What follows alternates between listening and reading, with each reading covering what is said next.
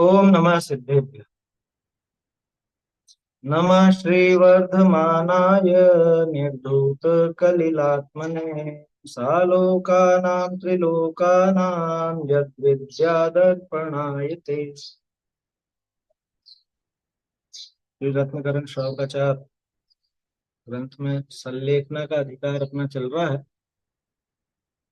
संलेखना समाधि निधान एक ही बात है, और इसकी विधि क्या हो, कैसे अपन संलेखना में प्रवृत्ति करें, मन को कैसे दृढ़ बनावें, कैसे मन में समझ लो कैसे उत्साह को बढ़ाएं। पिछला श्लोक जो भी अपन ने देखा था उसमें तो यही बात है कि वो भय को, अवसाद को, क्लेश को, शोक को, या राग द्वेष इत्यादि को, इन सबको दूर करके और सत्व का उत्साह बढ़ा करके मन को प्रसन्न करना चाहिए। श्रुतैर अमृते आया था ना, मना प्रसाद्यम श्रुतैर अमृते। मन को श्रुतामृत से प्रसन्न करें।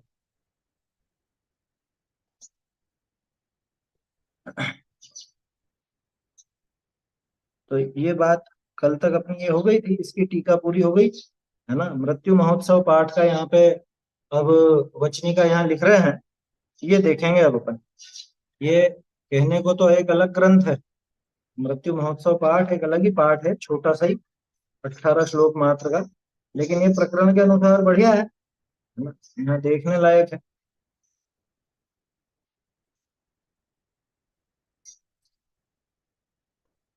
देखो इसके बारे में कुछ विशेष पता चलता नहीं है, ये लिखा किसने पर है, और पुराना ही है, तभी तो वचनिका लिखी गई। सदासुत जी ने वचनिका लिखी, इसका आशय यही है कि उनके समय पर ये चला करता था, प्रचलन में था, तो है पुराने। श्लोक बोल लेते हैं पहले अपन। उपसर्गे दुर्भिक्षे जरसि रुजायां च निष्प्रतीकारे धर्माय तनु विमोचन माहुसल्लेखनामार्या अंतक्रियाधिकरणम तपः फलं सकलदर्शिनस्तुते तस्माद्यावद्विभवम् समाधिमरणे प्रयतितव्यम् स्नेहं वैरं संगं परिग्रहं चापहाय शुद्धमनाः स्वजनं परिजनमपि च क्षान्त्वा क्षमयेत् प्रियैर्वचनैः आलोच्य सर्वमेनः कृतकारितमनुमतं च निर्व्याजम् आरोपयेन्महाव्रत मामरणस्थायिने शेषम् शोकं भयमवसादम् क्लेदं कालुष्यमरतिमपि हित्वा सत्त्वोत्साहमुदीर्य च मनः प्रसाद्यं श्रुतैरमृतैः। देखिए, हाँ कल एक चीज और थी, 437 पृष्ठ पर जो अपन ने आखिरी पैराग्राफ देखा था, उसके नीचे की दूसरी लाइन, विषाद स्नेह कलुषपना तथा अरति भाव को छोड़कर उत्साह व धैर्य प्रकट कर। सेकंड लास्ट लाइन में उत्साह है ना, उत्साह के आगे साहस आए, उत्साह के आगे साहस आए, उत्साह साहस व धैर्य प्रकट करके ऐसा बन जाएगा बात। सेकंड लास्ट लाइन जो थी पैराग्राफ की, आखिरी पैराग्राफ की। चलिए अब आगे का देखते हैं मन मृत्यु महोत्सव पाठ। ये दो जगह से प्रकाशित भी, सदासुत जी की टीका सहित दो अलग जगह से प्रकाशित भी, जिसमें एक बहुत सुंदर है, वो अलीगंज से निकली है, पहले बहुत पहले निकली, जब बाबू कामता प्रसाद जी जिंदा थे उन्होंने निकलवाई। और चंपत राय जी बैरिस्टर, आप लोगों ने अगर नाम सुना हो, बैरिस्टर चंपत राय बहुत बड़े विद्वान हुए हैं और इंग्लिश में लिखा करते थे ज्यादा, तो उन्होंने इसका सामान्य अर्थ वगैरह भी लिखा हुआ है, मृत्यु महोत्सव वचनिका का, है ना। मतलब श्लोकों को अलग से वहां पर दिया है, उसकी प्रस्तावना वगैरह भी उपलब्ध है, पीडीएफ उसकी। तो अब इसी श्लोक के अर्थ की पुष्टि करने के लिए, कौन से श्लोक की, ये जो अपन ने देखा, शोक भय अवसाद क्लेश कालुष्य वगैरह सब छोड़ करके और सत्व का उत्साह बढ़ाते हुए मन को प्रसन्न करना चाहिए, ऐसी बात यहाँ थी। मृत्यु महोत्सव पाठ उसी अर्थ की पुष्टि करने के लिए इस पाठ को यहाँ 18 श्लोकों में उपकारी जानकर अर्थ सहित लिखते हैं। अर्थ सहित अब यहाँ पे वर्णन इसका करते हैं। देखते हैं मृत्यु महोत्सव पाठ, सबसे पहला श्लोक। मृत्यु मार्गे प्रवृत्तस्य वीतरागो ददातु मे समाधि बोधो पाथेयम् यावन्मुक्ति पुरौ पुरः। मृत्यु मार्गे प्रवृत्तस्य वीतरागो ददातु मे समाधि बोधो पाथेयम् यावन्मुक्ति पुरौ पुरः। श्लोक बहुत सीधे हैं, छोटे छोटे हैं, बहुत सुंदर श्लोक है। देखो इसका पहले अपन अर्थ संस्कृत से पढ़ लेते हैं, फिर वचनिका देखेंगे। मृत्यु मार्गे प्रवृत्तस्य, मृत्यु मार्गे प्रवृत्तस्य यानी मृत्यु मार्ग में प्रवृत्त हुए, मैं माने मुझे, ठीक है ना, मुझे, या जो मृत्यु मार्ग में प्रवृत्त हुआ है उसे ऐसा मैं, है ना, तो मुझे वीतरागो ददातु, वीतरागी जिनेन्द्र देव देवे, क्या दें, समाधि बोधो पाथेयम। ये तो मंगलाचरण जैसा इसलिए कहा कि वीतराग जिनेन्द्र देव देव, विचारणीय बात है। वीतराग कुछ देंगे, वीतराग जो होंगे वो तो कुछ देने से रहे, लेकिन ये जरूर है कि ये जो चीज मांग रहा है इसमें वो निमित्त बनता है। समाधि बोधो पाथेयम, समाधि और बोध, समाधि किसे कहते हैं और बोध किसे कहते हैं। देखो यहाँ पे दो चीजें हैं, है ना? इसी ये बोधो द्विवचन आया ना, तो समाधि और बोध दोनों को अलग अलग लेना। बोधि और समाधि शब्द पहले भी आए, बोधि समाधि निधानम देखा था अपन, मतलब प्रथमानुयोग का जो परिचय दिया गया था, कौन सा श्लोक था अपना, 43वां श्लोक, 43वें श्लोक में आया था ना, बोधि समाधि निधानम। तो बोधि का अर्थ होता है रत्नत्रय, समाधि तो समाधि मरण संलेखना है ही सही, है ना। तो समाधि बोधो पाथेयम, बोध और समाधि रूप पाथेय, पाथेय किसको बोलते हैं, नाश्ते को। पथ में जो सहारा बने ऐसे भोजन को पाथेय कहा जाता है। कभी अपन किसी सफर पे जाते हैं तो साथ में कुछ लेकर के चलते हैं ना, तो भाई लेट हो जाए या मान लो समय नहीं हो, समय ज्यादा लगता हो, तो साथ में कुछ पाथेय बांध करके चलो। पाथेय माने जो रास्ते में अपने सहायक हो सके, ऐसा भोजन जो रास्ते में शक्ति वगैरह दे सके अपने, तो ऐसा पाथेय।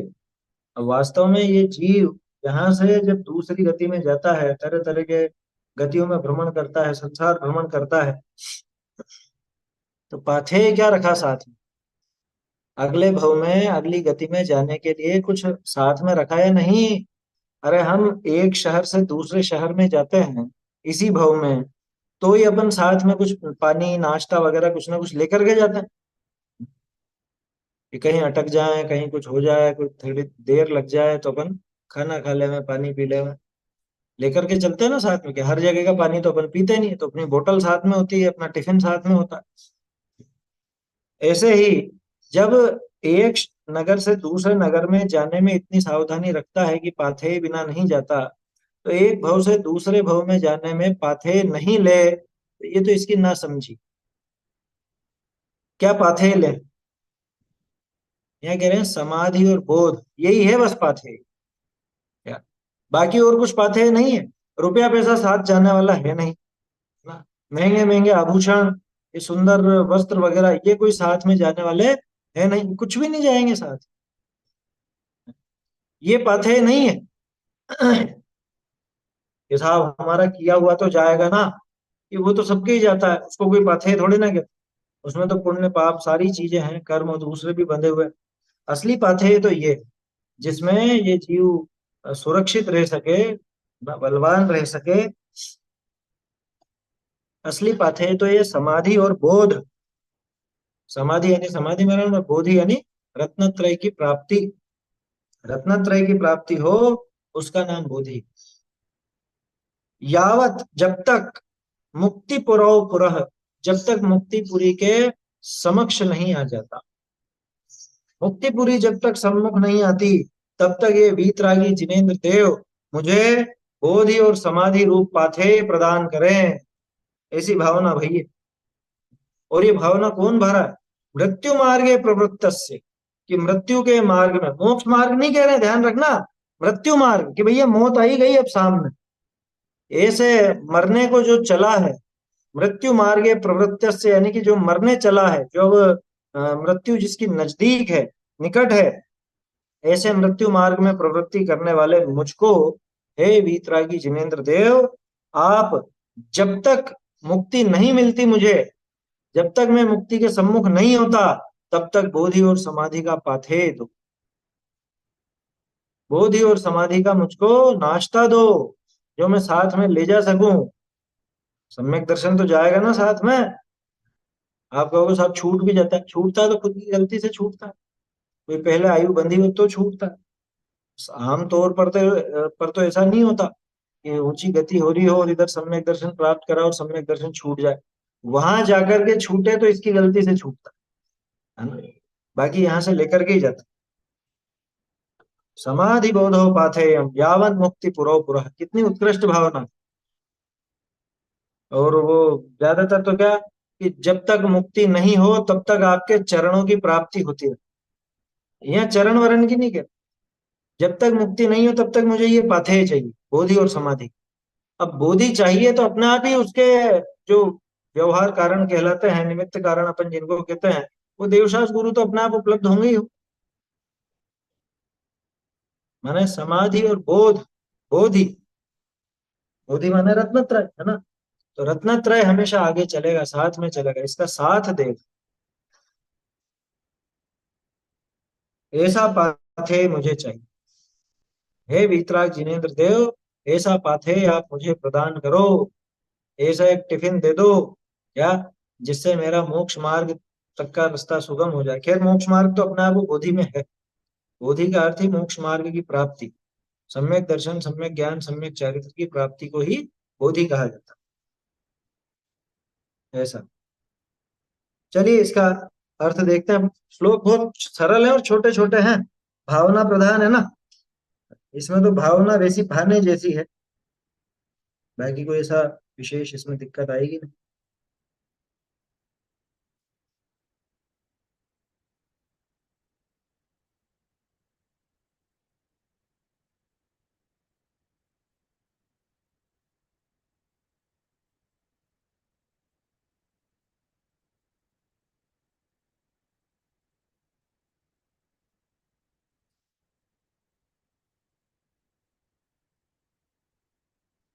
देखो अर्थ, मृत्यु के मार्ग में प्रवर्त्यो जो मैं, ताकू भगवान वीतराग जो है, सो समाधि कहिए स्वरूप की सावधानी, और बोधि कहिए रत्नत्रय का लाभ, सो ही जो पाथेय कहिए परलोक के मार्ग में उपकारक वस्तु, सो देहु जितने, जितने में मुक्तिपुरी प्रति जाए पहुंचूं, या प्रार्थना करूं हूं। भावार्थ, मैं अनादिकाल से अनंत कुमरण किए, जिनको सर्वज्ञ वीतराग ही जाने हैं, एक बार हो सम्यक मरण नहीं किया। जो सम्यक मरण करता तो फिर संसार में मरण का पात्र नहीं होता।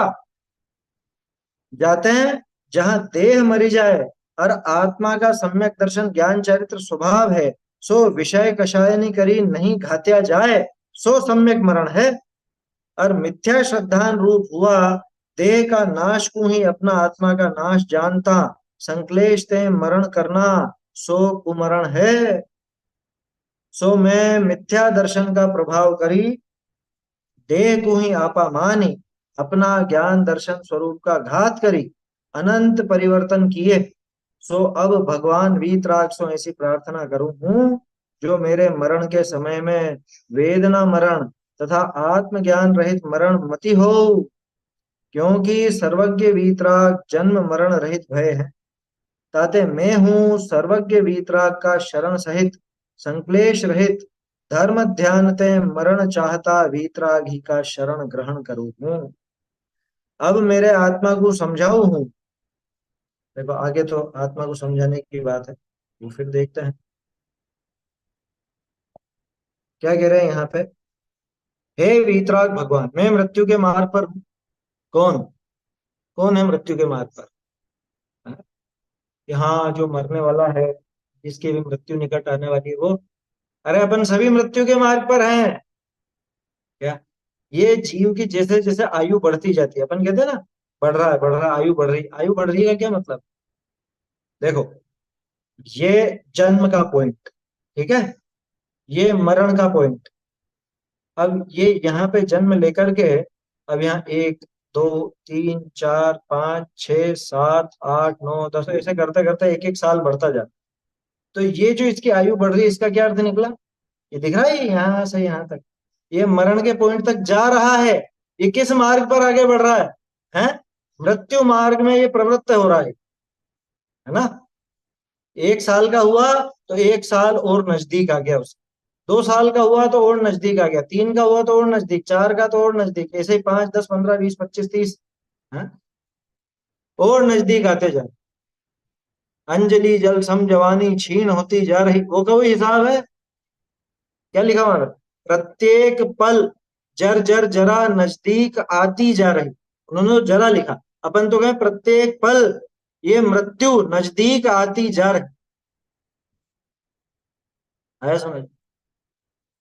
किस समय ये जीव मृत्यु मार्ग पर नहीं? हाँ, हैप्पी बर्थडे है वो। हैप्पी बर्थडे नहीं है, व्यर्थ डे है। एक दिन और व्यर्थ हो गया। और मरण दिवस तो है ही, प्रति समय मर रहा है। जिसको ये जन्मदिन कहता है, वास्तव में मरण के नजदीक ले जाने वाला जन्मदिन। और सारी दुनिया उसमें बड़ी हर्षोल्लास से मनाती है, सोचो तो सही। अरे, मृत्यु को महोत्सव समझ करके प्रसन्न हो तो अच्छा, लेकिन ये मृत्यु को महोत्सव कहाँ समझता, मरने से तो घबराता। मरने से तो इसको क्या कहें, बहुत बहुत भय लगता है। मैं मृत्यु के मार्ग पर हूं। मृत्यु का मार्ग मतलब कौन ये विचार करेगा कि नहीं साहब, अभी तो हम जवान हैं और अभी तो हमारे बहुत बहुत आयु बाकी है। क्या आयु बाकी है? मौत के मार्ग पर है, मौत के मार्ग। और लोग जाते हैं ना, कहीं पे सफर करते हैं, लंबा सफर रहता है, और बहुत से लोग सफर में एक्सीडेंट होकर के मर जाते हैं। तो ये बताओ, वो तो ये सोच के निकले थे कि हम जो भी गंतव्य स्थल है उसके मार्ग पर, हम उस शहर के मार्ग पर हैं। लेकिन वास्तविकता क्या थी कि वो तो मौत के मार्ग पर थे। बस ऐसे ही ये जीव यहाँ जन्म लिया है तो आगे निरंतर मरण की तरफ अग्रसर है। परिभाषा लिखी थी ना अपन ने, जन्म क्या है? एक मरण से दूसरे मरण तक ले जाने वाली प्रक्रिया का नाम जन्म। पहले वहां मरा था, अब यहाँ मरेगा। तो वहां जो मरा, अब यहाँ तक कैसे पहुंचेगा कि यहाँ जन्म लेकर के एक मरण से दूसरे मरण तक ले जाने की प्रक्रिया का नाम जन्म। और वो पूरे जीवन भर मृत्यु मार्ग में ही प्रवृत्त रहता है। डराने की बातें नहीं। अब जिन लोगों को आत्मा की बात नहीं मालूम है ना, आत्मा की अजरता अमरता के बारे में जिसने नहीं पढ़ा समझा सुना है, वो व्यक्ति तो घबराएगा ही घबराएगा, और मर जाएंगे, मरने के मार्ग पर, और डिप्रेशन में आ जाता है इतने समय। मैं मृत्यु के मार्ग पर हूं, हे जिनेन्द्र भगवान। लोग कहेंगे अरे नहीं साहब, उन्नति के मार्ग पर बोलो, मृत्यु के मार्ग पर क्यों बोलते हो? कि मृत्यु का नाम लेना ही अशुभ होता है। ये तुम्हारे यहाँ होता होगा अशुभ, हमारे यहाँ तो मृत्यु का महोत्सव किया जाता है। क्योंकि मृत्यु उस मित्र के समान है जो इस दुष्ट शरीर से छुटकारा दिलाता है। क्या कहीं पूरी दुनिया में कहीं पे ऐसा कॉन्सेप्ट हो मृत्यु महोत्सव का, जो महोत्सव कहा गया है, उसका कोई कॉन्सेप्ट हो? बताओ, कहीं पर आता हो तो। वो जो पुस्तक मैंने भी आपको बताई ना कि ये क्या बोलते हैं, मृत्यु महोत्सव पाठ की वचनिका अलीगंज से छपी थी, उसके कवर पेज में मालूम क्या लिखा? हैप्पी डेथ डे, ऐसा छापा उन्होंने। मृत्यु महोत्सव वचनिका, और नीचे इंग्लिश में लिखा हैप्पी डेथ डे। पूरी दुनिया में कोई ये बात कह सकता है? बर्थडे मनाने वाले, कभी डेथ डे भी हैप्पी हो सकता है, मरण भी महोत्सव हो सकता है, इसका विचार कर सकते हैं। हे वीतराग भगवान, मैं मृत्यु के मार्ग पर हूँ, मुझे आप समाधि अर्थात स्वरूप की सावधानी, है ना, समाधि, समाधि में मग्न होने को कहते हैं समाधि, है ना। और एक वो अर्थ तो अपन जानते ही, समस्त आधियां जिसमें सम हो जाए, समस्त आधियां सम हो जाए, व्याधियां नहीं, व्याधियां तो शरीर के ऊपर है, व्याधि तो शरीर की होती, उसका डिपार्टमेंट अपना नहीं, अपन चाह करके वो नहीं कर सकते, लेकिन आधियां, आदि बोलते हैं वैसे मानसिक रोग, और हमारा तो मानसिक रोग एक ही है, मोह राग द्वेष। ये आधियां जहां सम हो जाए, सम हो जाए मतलब रोड रोलर फिर जाए बिल्कुल उसके ऊपर, ऐसा, ऐसे सम हो जाए, उसका नाम है समाधि। और वो कब होता है, कि वो आत्म स्वरूप की सावधानी हो, आत्म स्वरूप में लीनता हो, उसका नाम समाधि। मुझे आप समाधि अर्थात स्वरूप की सावधानी तथा बोधि अर्थात रत्नत्रय रूप पाथे, अ, पाथे का मतलब परलोक के मार्ग में उपकारक भोजन रूप वस्तु प्रदान। ये भोजन रूप ब्रैकेट में कर लीजिएगा, सदाशिव जी ने भोजन रूप नहीं लिखा, उन्होंने तो उपकारक वस्तु प्रदान करे ऐसा लिखा था, है ना। और अन्य जगह जाने में उपकारक वस्तु तो आहार ही होता है, क्योंकि आहार की आवश्यकता पड़ती है, अपने भोजन की आवश्यकता पड़ती है। उपकारक वस्तु प्रदान करें जिससे मैं मुक्तिपुरी तक पहुंच जाऊं, ऐसी प्रार्थना करता हूँ, ठीक है ना। भावार्थ, मैंने अनादिकाल से अनंत को मरण की है, देखो ये खुद की आलोचना की, वो पीछे वाले श्लोक में देखा था ना अपन ने, कृत कारिता अनुमोद अनुमत जितने भी पाप हैं उन सबकी आलोचना कर, आलोच्य सर्व में ना, ऐसा था ना? सारे पापों की आलोचना, तो ऐसे ही सिर्फ इस भव की बात नहीं है क्या, आज तक अनादिकाल से मैंने अनंत भव धारण किए, और जितने भव धारण किए उतने ही मरण भी किए, और वो सारे मरण कैसे थे, कोई अच्छे मरण नहीं थे, सारे के सारे मरण कुमरण थे, खोटे मरण थे। मैंने अनादिकाल से अनंत कुमरण किए हैं, जिन्हें सर्वज्ञ वीतराग देव ही जानते हैं। वीतराग जिनेन्द्र भगवान ही जानते हैं उनको मरणों, अच्छा खुद नहीं जानते, तो हमको तो याद रहती नहीं, अनंत बार कुमरण किया है वो भी कहाँ याद, लेकिन जिनेन्द्र देव को तो साक्षात पता है। मैंने एक बार भी सम्यक मरण नहीं किया, कितने कष्ट की बात, यदि सम्यक मरण किया होता तो फिर संसार में मरण का पात्र नहीं होता, लेकिन निरंतर यहाँ तो लाइन लगी हुई, जन्म मरण जन्म मरण जन्म मरण निरंतर चल रहा है। तो निरंतर ये जो मरण चल रहा है, इसका एकमात्र कारण कि मैंने सम्यक मरण नहीं किया। साहब मरण भी सम्यक होता है, मरण भी मिथ्या होता है, हाँ, आज तक जितना मरण किया वो सब मिथ्या था, क्यों, क्योंकि कहाँ मरा ये शरीर, बार बार मिल तो रहा है, ये असली मरण नहीं, असली मरण तो वो है कि इसके बाद मिले ही नहीं। वो सम्यक, वो सम्यक दर्शन पूर्वक होता है, बिना सम्यक दर्शन ज्ञान चरित्र के वो मरण संभव नहीं है, समाधि मरण संभव नहीं। यदि सम्यक मरण किया होता तो फिर संसार में मरण का पात्र नहीं होता। जहां देह तो मर जाए, किंतु आत्मा का सम्यक दर्शन ज्ञान चारित्र स्वभाव विषय कषायों द्वारा नहीं घाता जा सके, वह सम्यक मरण है। देखो ये जो ङ लिखा है ना, ङ, ये असल में संधि की वजह से ऐसा हो जाता है, सम्यक मरण, क के आगे म आ रहा है, तो मतलब अनुनासिक आने पर इधर इसका दूसरा अनुनासिक जुड़ जाता है, क के स्थान पर ङ आ जाएगा, सम्यक मरण कहलाता है। जहां मिथ्या श्रद्धा नहीं होकर देह का नाश को ही अपनी आत्मा का नाश जानकर संक्लेश पूर्वक मरण करना है, वह कुमरण। सम्यक मरण कैसा बताया, सम्यक दर्शन ज्ञान चारित्र अपना स्वभाव है ना, उस स्वभाव का मिथ्यात्व राग द्वेष मोह इत्यादि के द्वारा घात नहीं हो सके, वो नहीं घाता जा सके, उसका नाम सम्यक मरण। और निरंतर उसका घात हो रहा हो, इस देह को ही अपना मानता हो, देह के पैदा होने में अपना पैदा होना और देह के मरण, देह के छूटने में, मरण तो क्या है, देह के छूटने में अपना मरण समझता हो, वो सारा का सारा कुमरण है। अब ये बताओ आज तक सम्यक मरण कब हुआ? शरीर के छूटते हुए कैसा लगता था? वहां अगर भेद विज्ञान चलता था और वहां पे अगर ये श्रद्धा बैठी थी कि मैं तो इससे अलग पदार्थ हूं, मैं इससे न्यारा हूं, ये शरीर में नहीं हूं, ऐसी भावना अगर वहां चलती तो समझना सम्यक मन, सम्यक दर्शन पूर्वक होगा वो। लेकिन अगर वो भावना नहीं चलती, अरे मैं मरा, अरे मैं मर जाऊंगा, मेरी ऐसी दुर्दशा हो जाएगी, अगर इस तरह का विकल्प चलता रहे तो समझना कि एक कुमरण ही कर रहा है। अब विचार कर लेना, अपने को इस बार कुमरण कर रहा है, करना है या सुमरण करना है। ये तो अपने हाथ की बात है। मिथ्या श्रद्धा नहीं होकर देह के नाश को ही अपने अपने आत्मा का नाश जानकर, ये अपनी के स्थान पे अपने कर ली।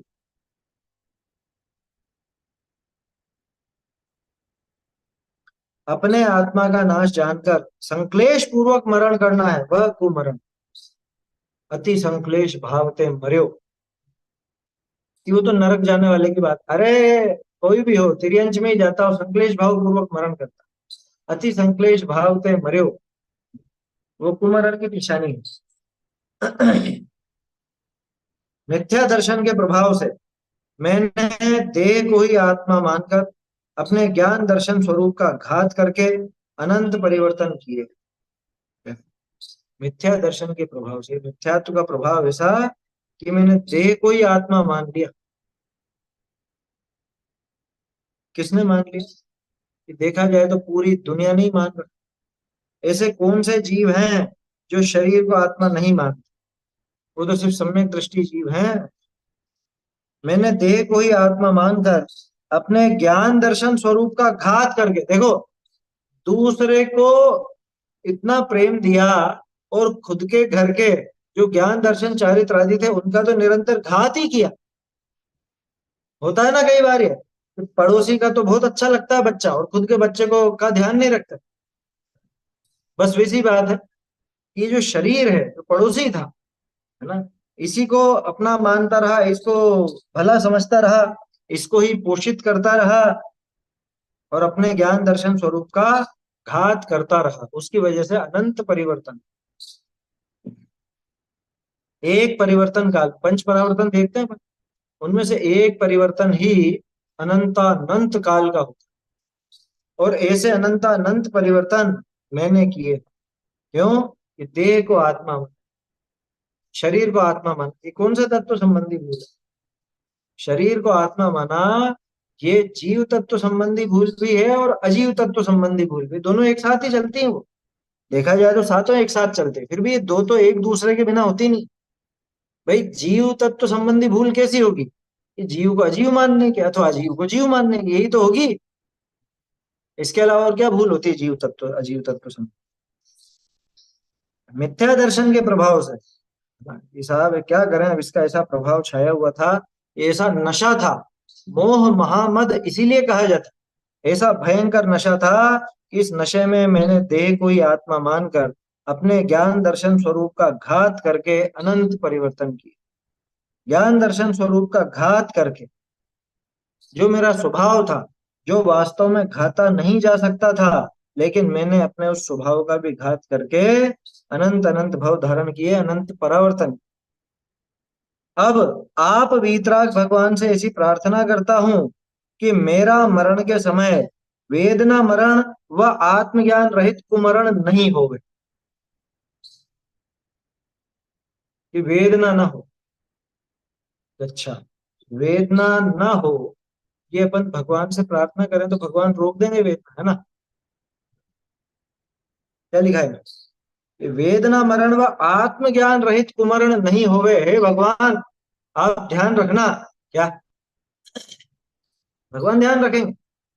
भगवान करेंगे क्या इसका सुमरण? ये तो असल में खुद को ही सचेत करने जैसी बात है। हे प्रभु, अब मेरी भावना इतनी उत्कृष्ट है कि मैं अब कुमरण नहीं चाहता। नहीं होवेगा मतलब मैं नहीं चाहता। भगवान का क्या जवाब आएगा? तू नहीं चाहता तो तू कर ले सुधार, हम क्या करें? हमने तो हमारा मरण भी सुधार लिया, जीवन भी सुधार लिया, हम तो अनंत सुखी हो। मेरा मरण के समय वेदना मरण व आत्मज्ञान रहित कुमरण नहीं हो। देखो घबराहट तो रहती है, इसलिए तो कह रहे वेदना नहीं हो। उसमें भी वो तो बोलता वेदना नहीं सतावे, रोग नहीं हो, दुख नहीं हो, कष्ट नहीं हो, कोई वेदना नहीं सतावे। क्यों डरते हो क्या वेदना से? तुम तो आत्मा हो ना। अरे भाई आत्मा तो है, पर अभी ऐसा इतरागी तो नहीं हो गए ना। मान लो कोई कठोर ऐसी वेदना आ जाए, कुछ क्लिष्ट ऐसी पैदा करने वाली वेदना आ जाए, और हम हमारे इस स्वरूप से च्युत हो जाएं, हमारे स्वरूप से मान लो डिग जाएं। इसलिए हम ये चाहते हैं कि वेदना भी ना हो। इसलिए नहीं कि वेदना से हम बहुत दुखी हो जाएंगे या कुछ ऐसा हो जाए, ऐसा नहीं। कि एक सामान्य राग वगैरह ज्यादा आ सकता है उस समय, है ना। वेदना ज्यादा हो तो हाय तौबा भी मचा सकता है, क्योंकि वीतरागी तो नहीं है। और उस चक्कर में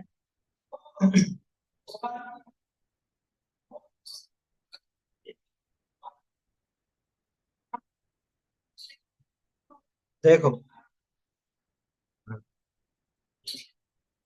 वेदना में एक और चीज अपन लेते हैं क्या। शरीर की वेदना तो भले बहुत, क्या, शारीरिक वेदना भले बहुत हो, लेकिन ये जो वेदन चल रहा था, कौन सा वेदन? शरीर को आत्मा मानने का, अनंत काल से शरीर को ही आत्मा मानने का, आत्मा को शरीर रूप समझने का जो वेदन चल रहा था, ऐसी वेदना नहीं। हालांकि वेदना मरण तो उसी के लिए कहते हैं कि वेदना पूर्वक कष्ट पूर्वक जो मरण होता है वो। तो एक सामान्य कथन है, ध्यान रखना। इसमें कोई ऐसी घबराहट वाली बात नहीं है कि अरे ये तो डरता है इसलिए वेदना की मना कर रहा है। डरने वाली बात नहीं है, स्वरूप से डिगना नहीं चाहता, बात इतनी सी। तो वेदना मरण ना हो, आत्मज्ञान रहित कुमरण ना हो। वेदना मरण जैसे कि बहुत तड़प तड़प के मरे, उसके लिए अपन कहते हैं कि ये वेदना। तो ऐसा ना हो, ऐसा ना हो कि क्यों घबराते हो क्या? घबराते नहीं, हम तो सम्यक दर्शन ज्ञान चरित्र नहीं छोड़ना चाहते। बड़ी मुश्किल से, है ना, बड़े क्या कहें अपन, जब मनुष्य पर्याय ही अत्यंत तीव्र पुण्य के उदय में प्राप्त होती है, तो सम्यक दर्शन ज्ञान चरित्र तो क्या चांस है। पुण्य नहीं कह रहा हूँ, ध्यान रखना। नहीं तो आप सोचो कि वो उसके लिए कितना पुण्य लगेगा। बहुत से लोग ऐसा सोचते हैं, ऐसा क्या पुण्य किया उन्होंने जिससे उनको सम्यक दर्शन की प्राप्ति होगी। ऐसा क्या पुण्य किया जो उसी भाव से मोक्ष चले।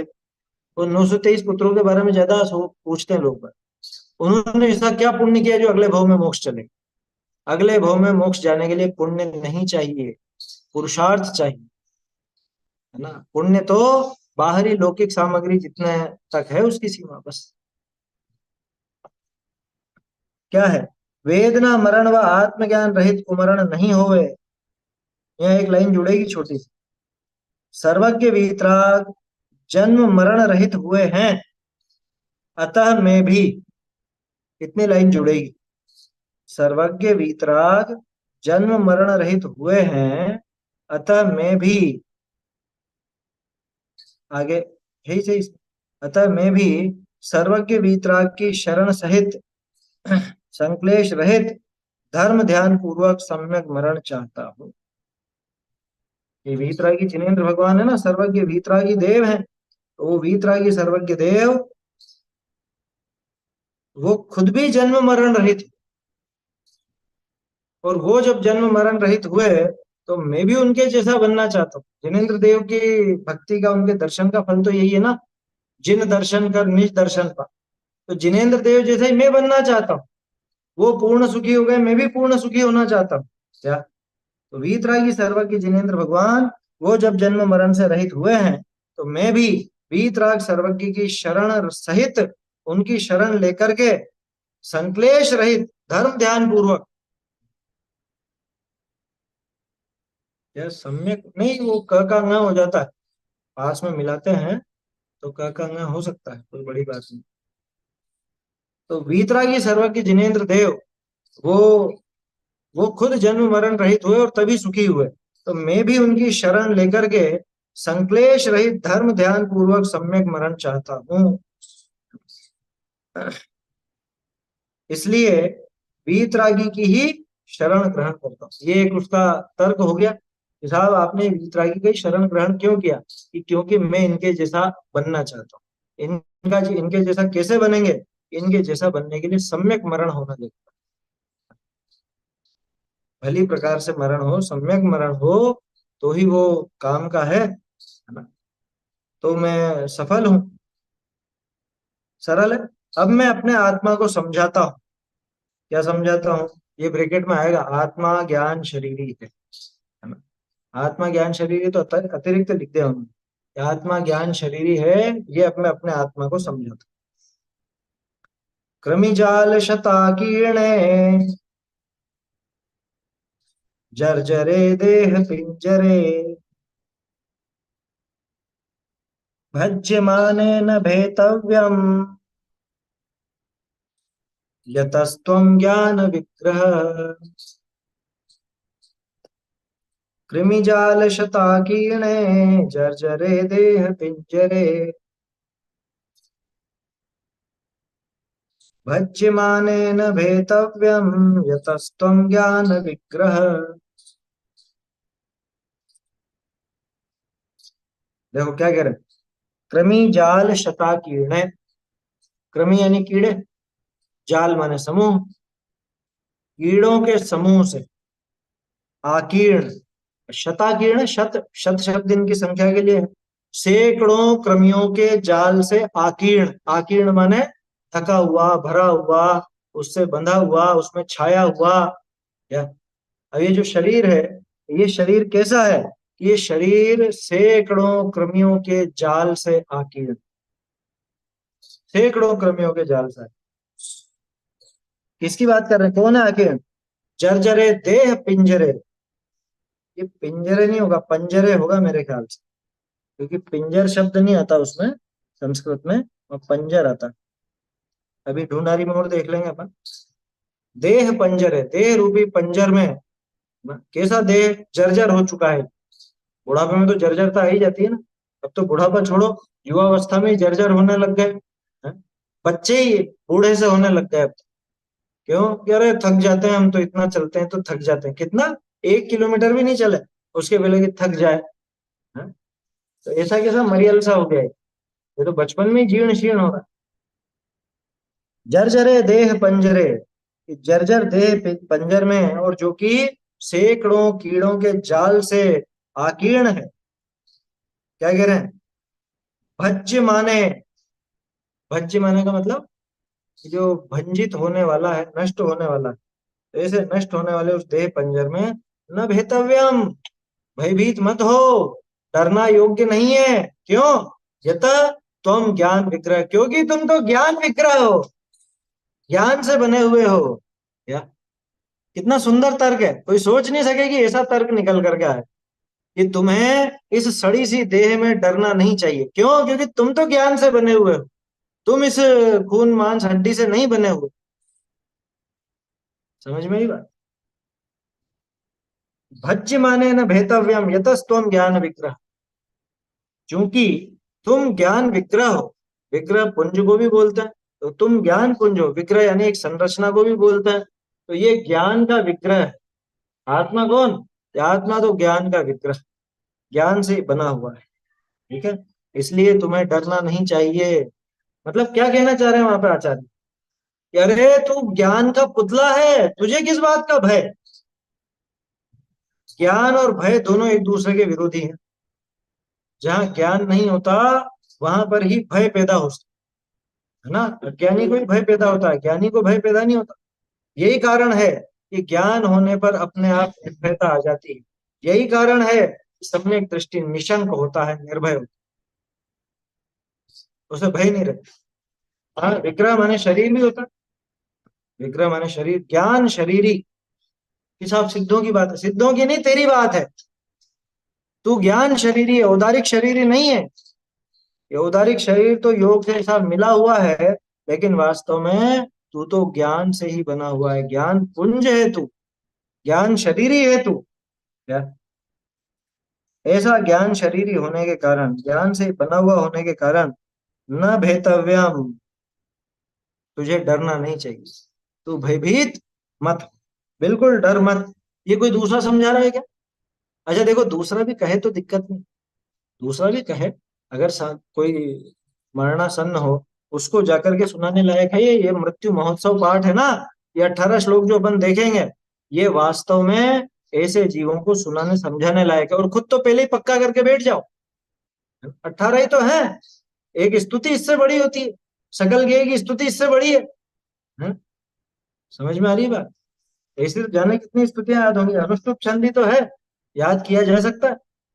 18 श्लोकों को इनको याद करना चाहिए और दूसरों को सुनाना चाहिए। कभी किसी से मिलने जाओ ना वृद्धावस्था में, तो कह रहे देखो आप डरते क्यों? बहुत से क्या कहते हैं, अरे मुझे तो डर लगता है, पता नहीं जाने क्या निकल जाए, इसलिए मैं तो चेक कराने ही नहीं जाता हूँ। क्या बूढ़े हो जाते हैं और शरीर में कोई तकलीफ हो तो डॉक्टर डॉक्टर को दिखा कि नहीं पता नहीं जाने क्या निकल जाएगा, मुझे तो बहुत घबराहट हो रही है, मुझे तो बहुत डर लग रहा है। उसको ये कहो कि तू डर मत, तुझे डरने की जरूरत नहीं है। क्यों? कि तू इस सैकड़ों कीड़ों के जाल के समूह से भरे हुए और इस जीर्ण शीर्ण जर्जर, इस नष्ट होने वाले शरीर से तेरा कुछ भी लेना देना नहीं। तू तो ज्ञान शरीरी है। ये जो रोग हुआ है, ये रोग तो शरीर में है और वो इस शरीर के साथ रहेगा। देखो जैसे कैंसर होता है ना, कैंसर, कैंसर किसको होता है, जीव को कि शरीर को? शरीर को। तर्क बताऊं कि वो मर गया मान लो, मरने के बाद भी वो जो कैंसर अंदर डेवलप हो रहा है वो तो शरीर में अभी भी मौजूद है ना। जीव तो चला गया, मर करके दूसरा भव धारण कर लिया, लेकिन ये जो इसने धारण किया और यहाँ मरा, तो मरने के बाद भी उस शरीर में तो कैंसर है ही ना। वो तो जब जलाया जाएगा तो उसके साथ नष्ट हो जाए, वो एक अलग बात। लेकिन जब तक नहीं जलाया जाता, जब तक वो शरीर है तब तक वो कैंसर भी साथ। तो बोलो कैंसर किसका? इस शरीर का। तो अब घबराने की क्या जरूरत है? क्योंकि तू तो शरीर है ही नहीं, तू तो ज्ञान शरीरी है, तू चमड़ी शरीरी नहीं है। आया समझ? तू ये खून मांस और इनका हड्डी का इनका बना हुआ नहीं है। तू ज्ञान रूपी शरीर वाला है, ज्ञान विग्रह, ज्ञान से ही निर्मित है। ज्ञान रूपी शरीर तेरे साथ, तेरे साथ क्या तू ही है? तेरे साथ तो गलत हो जाता है वाक्य, कि तू तो ज्ञान शरीर। कृमि जाल शताकीर्ण जर्जरे देह पंजरे, भज्य माने न भेतव्यम यतस्तम ज्ञान विग्रह। क्योंकि तुम तो ज्ञान विग्रह हो, ज्ञान के पुंज हो, ज्ञान से बने हुए हो भैया। हाँ, ऐसी बात है। देखो अर्थ पढ़ते हैं इसका।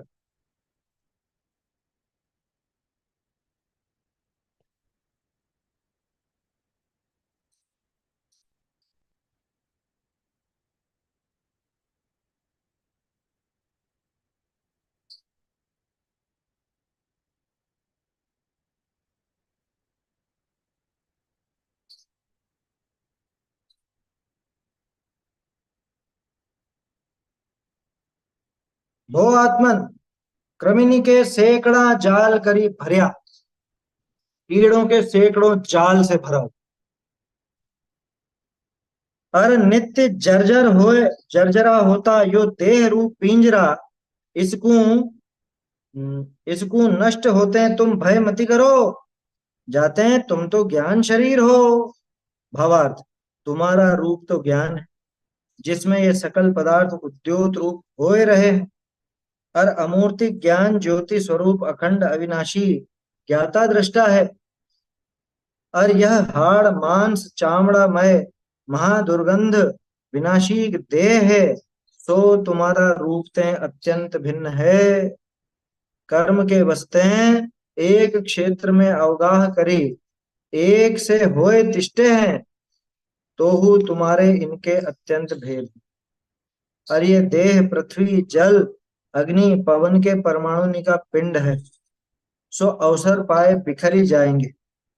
तुम अविनाशी अखंड ज्ञायक रूप होए, इसके नाश होने ते भय कैसे करो हो। अब और कहें, फिर तो अगला श्लोक है, ज्ञान इन भयम भवेत कस्मात, है ना। ये तो आगे देखते हैं, पर पहले इतनी चर्चा करते हैं।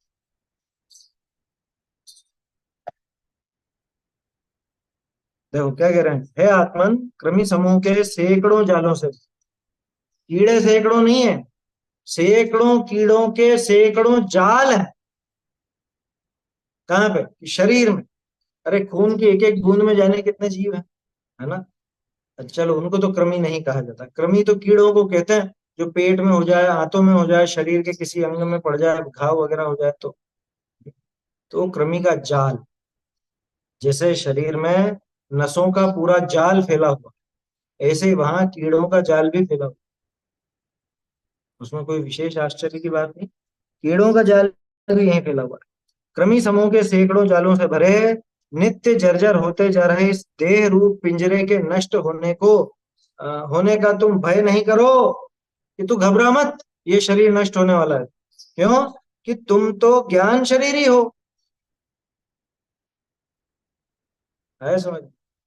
ज्ञान शरीरी, ज्ञान से ही बना हुआ, ज्ञान के अलावा और कुछ है ही नहीं। है ना? ज्ञान के अतिरिक्त क्या है आत्मा? ये ज्ञान के अतिरिक्त और कुछ भी नहीं है। ऐसा ज्ञान से भरा हुआ या ज्ञाता दृष्टा, जो यह, एक मिनट, कुछ हो गया, छूट गया है। तुम्हारा रूप तो ज्ञान है, जिसमें ये सकल पदार्थ प्रकाशित हो रहे हैं, सारे के सारे पदार्थ प्रकाशित। ज्ञान का काम ही सबको प्रकाशित करने का है ना। ज्ञान माने सबको प्रकाशित करने वाला, सबको, क्या कहें अपन, उद्योत रूप करने वाला, सबका स्वरूप दिखाता है ज्ञान। तुम्हारा रूप तो ज्ञान है, जिसमें ये सकल पदार्थ प्रकाशित हो रहे हैं, तथा अमूर्तिक ज्ञान ज्योति स्वरूप अखंड अविनाशी ज्ञाता दृष्टा, ये अपना स्वरूप अमूर्तिक है। अमूर्तिक प्रदेशों का पुंज, प्रसिद्ध ज्ञानादि गुणों का धारी है, अनादि निधन वस्तु कौन? आप। और वो कि वे तो भिन्न द्रव्य है ना, शरीर की बात नहीं, दो दो अलग अलग जगह की मिला दी मैंने लाइन। वो 48 पेज का है, वे तो भिन्न द्रव्य है ना, और ये 52 पर। तो ऐसा अनादि निधन वस्तु तो मैं हूं, और वे तो भिन्न द्रव्य वो न्यारे हैं, इससे बिल्कुल उल्टा कर दो कि इनका नवीन संयोग हुआ, ये ज्ञानादि गुणों से रहित। ऐसा ये शरीर, अब ये शरीर नष्ट होता है तो मैं क्या करूं? हाँ? मैं क्यों इसका शोक करूं? तो खुश हो, कि न खुश होने की जरूरत है, न दुखी होने की जरूरत है। क्यों? कि न तो शरीर हमारा शत्रु है, न वो शरीर हमारा मित्र है। आया समझ? कि नहीं, कल तो बात करी थी, ये शत्रु के जैसा है ये शरीर। अरे वो समझाने के लिए था। वास्तव में अगर इस शरीर को भी शत्रु मान करके बैठोगे तो वीतरागता की तरफ नहीं बढ़ पाओगे। तुम्हारा रूप तो ज्ञान है, जिसमें ये सकल पदार्थ प्रकाशित हो रहे हैं, समस्त पदार्थ प्रकाशित होते हैं, तथा अमूर्ति ज्ञान ज्योति स्वरूप अखंड अविनाशी ज्ञाता दृष्टा, ऐसा अपना स्वरूप है। हाँ, नष्ट होना इसका स्वभाव, जीव का स्वभाव नहीं है नष्ट होना, जीव का स्वभाव अविनाश। ज्ञाता दृष्टा, कि ये शरीर जो है, ये कुछ नहीं जानता, और मैं जानने के अलावा और कुछ नहीं जानता। क्या? शरीर कुछ नहीं जानता, और मैं जानने के अलावा और कुछ नहीं जानता। इतना विश्वास आ जाए ना, तो उसमें तो काम हो जाए पूरा। अमूर्ति ज्ञान ज्योति स्वरूप अखंड अविनाशी ज्ञाता दृष्टा, अखंड अखंड, ये खंड खंड नहीं, ज्ञान दर्शन चारित्र का खंड खंड रूप परिणाम हो गया नहीं, इनका अखंड स्वरूप हूं मैं। ये ज्ञान, ये दर्शन, ये चारित्र ऐसे अलग अलग जगह पर नहीं, इन सबका मिलकर के बना हुआ अखंड अविनाशी ज्ञाता दृष्टा, जो ये हाड़ मांस चमड़ा में महादुर्गंधित विनाशी देह है। देखो तो सही, अरे कितनी गंदी गंदी चीजें, हड्डी मांस चमड़ा, इसमें गंदा क्या है? ये तो शरीर का स्वरूप है।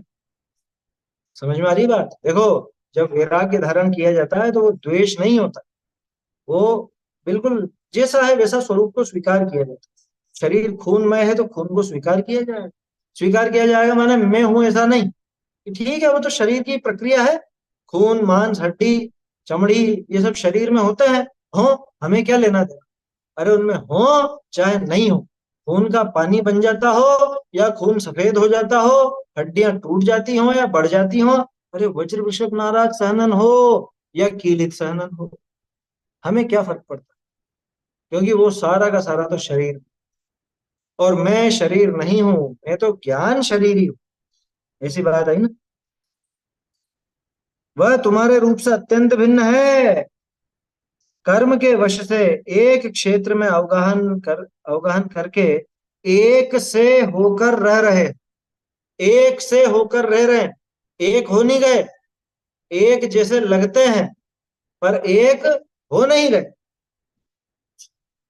कर्म के वश से, क्योंकि कर्म का ऐसा जोर है ना, निमित्त निमित्तिक संबंध है, इधर नाम कर्म, इधर आयु कर्म, गति वगैरह ये सब। तो वो शरीर मिला है, और उस शरीर में अवगाहन करके मुझे रहना पड़ रहा है, क्योंकि अभी आयु यहाँ की शेष। जब तक आयु बाकी है तब तक मैं यहाँ से निकल नहीं सकता। ये कर्म के वश से। एक क्षेत्र में अवगाहन करके एक से होकर रह रहे हो, ये तुम एक जैसे ही होकर रह रहे हो, तो भी तुम में इसमें अत्यंत भेद, तो भी है जीव तो नितांत भिन्न न्यारा। और इसमें इसमें किसमें, इस शरीर में भी अत्यंत भेद ना। शरीर और आत्मा में भेद ही भेद है, अभेदता कुछ है ही नहीं। कौन सा गुण है बताओ? सामान्य गुणों को कह दोगे आपकी ये समान, अरे तो सामान्य गुण तो सब में ही होते हैं, उनकी बात छोड़ो। और क्या ऐसी समानता है जो जीव और पुद्गल एक जैसा दिखे? ये शरीर और जीव को एक सिद्ध करने वाला कोई तर्क है? कुछ बात है ऐसी, कोई कोई ऐसा बड़ा पॉइंट है कि हाँ ये शरीर और ये जीव, ये दोनों एक एक ही हैं, इनमें अभेद है, ऐसा कोई भी तर्क नहीं। तुम में इसमें अत्यंत भेद है। ये देह तो पृथ्वी जल अग्नि पवन के परमाणुओं का पिंड है, सामान्य कथन है, लौकिक दृष्टि से कह दिया।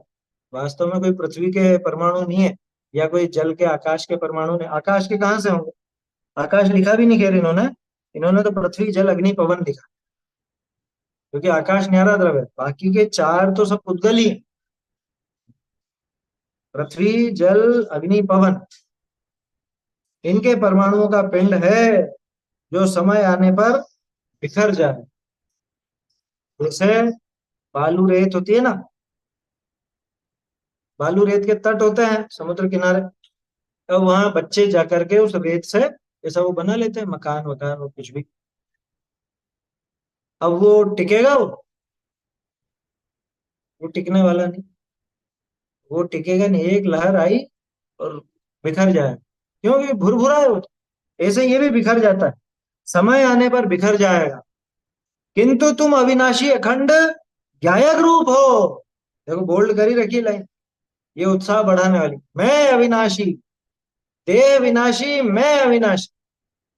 देह के टुकड़े हो जाते हैं, खंड खंड हो जाएगा, मैं अखंड। देह जानता नहीं कुछ भी, और मैं तो जानने का पुतला। क्या? मैं तो ज्ञायक रूप हूं। आया समझ? तुम अविनाशी अखंड ज्ञायक रूप हो। इस देह का नाश होने से भय क्यों करते हो? डरते क्यों हो? क्योंकि जिसका नाश होगा वो तुम नहीं हो, और तुम्हारा कभी नाश होता है। जो नष्ट होगा वो न्यारा है, और तुम्हारा नाश कभी होगा नहीं। तो बोलो डरने की क्या बात? ये वास्तव में बहुत बढ़िया है प्रकरण, है ना। इसको जो भी कोई अपने ऐसे परिजन हो, साधर्मी हो या साधर्मी नहीं भी हो, तो भी सामान्य भाषा में तो समझा सकते हैं ना। ग्रंथ खोल के मत बैठो, उनको ऐसे ही प्रेम से समझा दो, क्योंकि बहुत सौ को तो शास्त्र के नाम से ही चिढ़ होती है। क्या? तो उनको प्रेम से समझा दो, देखो भैया ये तो छूटने वाला है, तो इसके पीछे क्या पागल बनना, नया मिलेगा ही सही। आप भी जानते हो कि यहाँ मरोगे दूसरा देह मिलेगा, तो इस देह के पीछे रोने पीटने की जरूरत नहीं, दुखी होने की आवश्यकता नहीं। अरे तुम तो ज्ञान के पुतले हो, ज्ञान पे पुंज हो, ज्ञान के पिंड हो। हम्म? ये शरीर कुछ जानता करता नहीं है, इससे न्यारा देखो खुद को, तो अपने आप ही भय का अभाव है ना। दो श्लोक देखे अपन ने, तीसरे से आगे का श्लोक कल देखेंगे। मृत्यु मार्गे प्रवृत्तस्य वीतरागो ददातु मे समाधि बोधौ पाथेयं यावन् मुक्ति पुरो पुरः कृमिजाल शताकीर्णे जर्जरे देह पंजरे भज्यमानेन भेतव्यं यतस्त्वं ज्ञान विग्रह। हाँ, पंजरे पंजरे, बोलिए। पंडित जी इसमें लिखा है कि दे तो पृथ्वी जल अग्नि और पवन, ये क्या पंच हाँ तत्व का कंसेप्ट है क्या? पंच तत्व हाँ, में वो विलीन हो सामान्य कथन है, लौकिक दृष्टि से कह दिया। भाई पुद्गल ही है ना ये सब भी। देखो पृथ्वी जल अग्नि पवन, ये चारों पुद्गल ही तो है। ये शरीर भी पुद्गल है, तो कह दिया इसे। उसको ज्यादा ऐसा नहीं लेना कि भाई ये तो अन्य मत में आता आता है, अन्य मत में, बाकी सामान्य कथन। अरे देह को जलाते हैं तो क्या बनता है? राख। और राख क्या है? वो पृथ्वी का है। ऐसा। और शरीर के लिए, आत्मा के लिए तो लिखा नहीं है ना। भाई किसके लिए कहा? जीव के नहीं लिए तो ऐसा कहा नहीं। भ्रम उत्पन्न हो जाता है ना कि भाई जैनियों में भी ऐसा लिखा है कि पंचतत्व में विलीन हो गए। हाँ तो पंच तत्व में वो शरीर विलीन होगा। नहीं, वनस्पति की बात इसलिए नहीं लिखी क्योंकि वनस्पति रूप नहीं दिखता हो, है ना। बाकी सारी चीजें इसमें दिखती हैं। क्या? जल शरीर के अंदर होता ही है। पृथ्वी पूरा शरीर राख जैसा है ना। पृथ्वी जल अग्नि, अग्नि जठराग्नि जैसे एक शरीर की, पेट की। हाँ, तो आकाश तो लिया ही नहीं, आकाश तो न्यारा द्रव्य है। और वायु, वायु अपने आप शरीर में रहती है ना। तो इसलिए वो कहने में है तो उसको कोई ज्यादा हाईलाइट करने की जरूरत भी नहीं और ज्यादा जोर देने की। कुल मिला के पुद्गल है, पुद्गल बस। नहीं तो शास्त्रों में लिखा रहता है ना तो आदमी उसको फिर पक्का मान लेता है कि ये तो वहां लिखा है ना ऐसा। तो क्या लिखा है? शरीर के लिए लिखा है, आत्मा के लिए तो लिखा नहीं। तो शास्त्र का प्रमाण देते हैं। अरे तो आत्मा के लिए कहाँ है? नहीं तो शरीर शरीर के भी लिए तो लिखा पंचतत्व है। में विलीन। नहीं कई जगह तो इसका विरोध है कि पंचतत्व में विलीन नहीं होता, ये तो पुद्गल है और पुद्गल में नष्ट हो जाता है। पहली बात पंच तो वो पंच तत्व तो अन्य मत का कॉन्सेप्ट है, तो वही लोग कहते हैं। हम तो कहते ही नहीं है पंच तत्व। हम तो ये कहते हैं पृथ्वी है, जल है, अग्नि है, वायु है, इनके आधार से जीव भी होते हैं। वो पृथ्वी का एक, जल का एक, अग्नि का एक, वायु का एक, वनस्पति का एक वगैरह कहलाता है ना। तो जीव की बात तो है नहीं उसमें कुछ। तो सामान्य कथन है। अपने को 8वें अधिकार में बताया ना टोडरमल जी ने कि वो कभी कभी लौकिक दृष्टि से भी कथन कर दिया जाता है, तो वैसा ही समझना है। लौकिक दृष्टि से कथन करते हैं, उसमें कोई ऐसा विशेष बात नहीं है। ठीक है ना? ऐसा है। तो पंच तत्व पंच तत्व तो है नहीं वहां पे। वैसे भी देखो, जो चारवाक भी मानते हैं ना वो चतुर्भूत कहते हैं। तो चतुर्भूत की एक व्याख्या आती है, और बहुत से बौद्धों में शायद पंचभूत की बात आती है ना। कहीं पंचभूत, कहीं चतुर्भूत, ऐसा आता है। तो अच्छा, लेकिन उसमें भी क्या है कंसेप्ट उनका कि वो सब मिलकर के जीव बन जाता है। वहां गड़बड़ ये, वहां जीव के लिए कहा इन सबसे मिलकर के जीव उत्पन्न हो जाता है। लेकिन ये कोई पंच तत्व या चतुर्महाभूत, पंच महाभूत नहीं है ये। क्यों? क्योंकि उससे तो वो जीव की उत्पत्ति मानते हैं। हम तो कह रहे हैं ये तो सारा शरीर ही है, उद्गल ही है, और कुछ है ही नहीं है।